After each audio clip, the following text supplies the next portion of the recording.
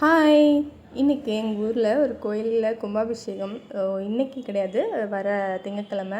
சரி, நம்ம இன்றைக்கே போய் சாமி கும்பிட்டுட்டு அங்கே அன்னதானத்துக்கு ஏதாவது செஞ்சுட்டு வரலான்ட்டு நானும் மாமாவும் கிளம்பிட்டோம். பாப்பா வந்துட்டு காலையிலே ஸ்கூலில் விட்டுட்டு அதுக்கப்புறம் பார்த்திங்கன்னா நல்லா சாமியெல்லாம் நல்ல சூப்பராக அலங்காரம் பண்ணியிருந்தாங்க. பார்க்கவே ரொம்ப சந்தோஷமாக இருந்துச்சு அங்கே போகும்போதே.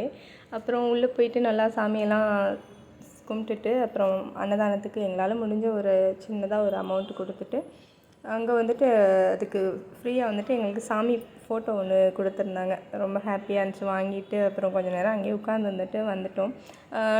நான் வந்துட்டு மாமாவும் நானும் கல்யாணம் பண்ணதுக்கப்புறம் இந்த மாதிரி பப்ளிக்காக, அதாவது எங்கள் சரௌண்டிங்குள்ளே எங்கள் ஊருக்குள்ளே இந்த மாதிரி இடங்களுக்குலாம் நான் போனதே கிடையாது.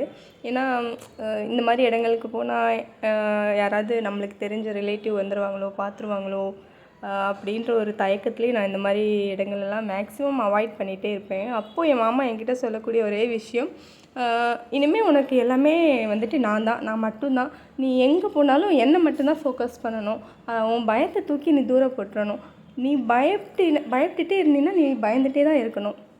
என் கூட வரும்போது நீ வந்துட்டு பயப்படவே கூடாது. அப்படி நீ பயந்தினா என் கூட நீ வரவே கூடாது அப்படின்னு சொல்லுவாங்க. ஸோ இப்படி பேசுகிறது தான் என் மாமா கிட்ட எனக்கு ரொம்ப பிடிச்ச ஒரு விஷயம்.